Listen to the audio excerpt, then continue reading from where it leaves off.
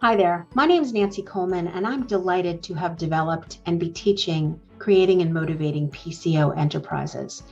As someone once said, the only thing that we know for certain is that change is constant.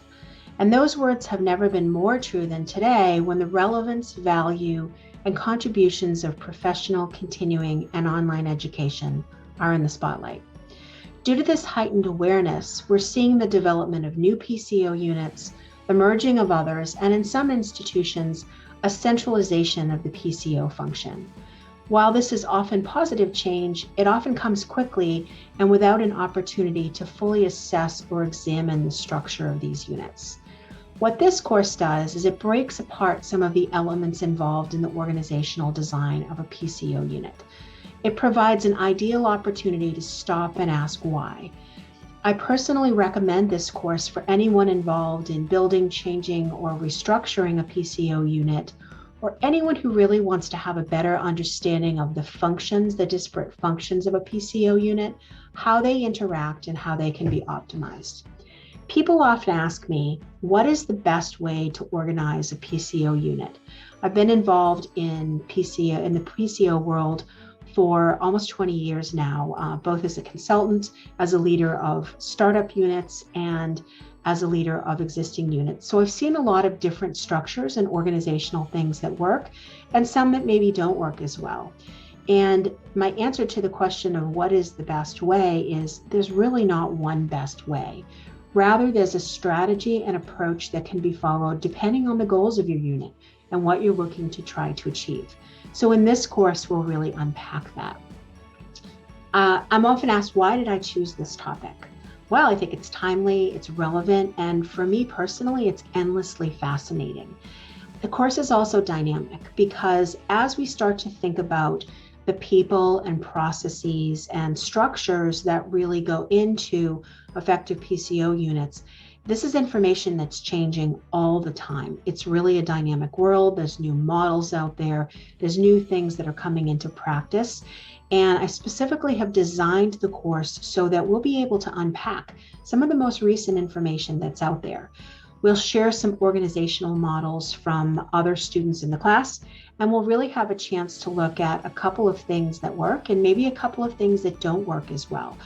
I've had in the past iterations of this course really fascinating students from all over continuing ed, from the online world, folks who have come in from other areas who just want to learn about PCO.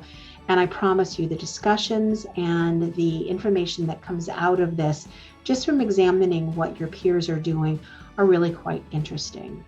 So when I think about the key takeaways from this course, you'll really learn about structure and leadership of PCO units. And one of the questions that I like to ask and really like to unpack during this course with the students is, do PCO units really demand a different type of higher ed leadership?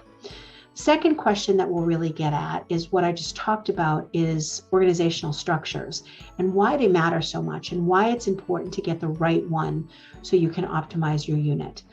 We also take a look at teams and the oh so important concept right now of remote work, how that affects the team, how it can be optimized, and different models for that. And that, as we all know, is something that is really emerging on a daily basis. So that's always a really interesting discussion. The third thing that we look at is strategic outsourcing. Are there partner models that should be considered? Why would one consider an outsourcing or a partner model with even a for-profit organization or other higher ed entities?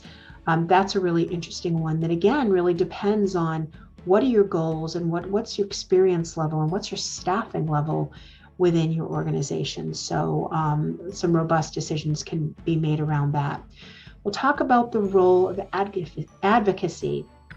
What is the PCO leader? What is their responsibility for advocacy around the university, and how that can be leveraged to really drive home some of the goals that might exist within the PCO unit. And lastly, we'll take a look at change. What are change management strategies, and how do we keep, as leaders, how do we keep on top of the changes that are coming our way, and how do we face them head on with a good degree of confidence so that our teams can feel like we have a plan and we are executing that plan for its full capability. And the last thing, but by no means the least, is we'll really take a look at the concept of culture and inclusion. How to build a strong learning culture within your organization, and how, of course, to create an inclusive environment where the opinions and the perspectives of different individuals in your organization are heard and taken into account and really valued and considered.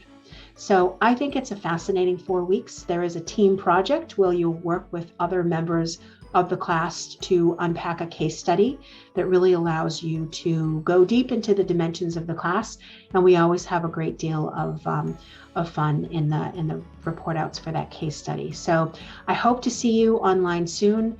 This is really an interesting class. And one of the things that I like to do with it as well is really focus it on your needs. So if there's something that comes up that you really want to learn about, I'm happy to take those ideas and integrate some of that content in the class. So hope to see you in an upcoming version of this class. Thank you.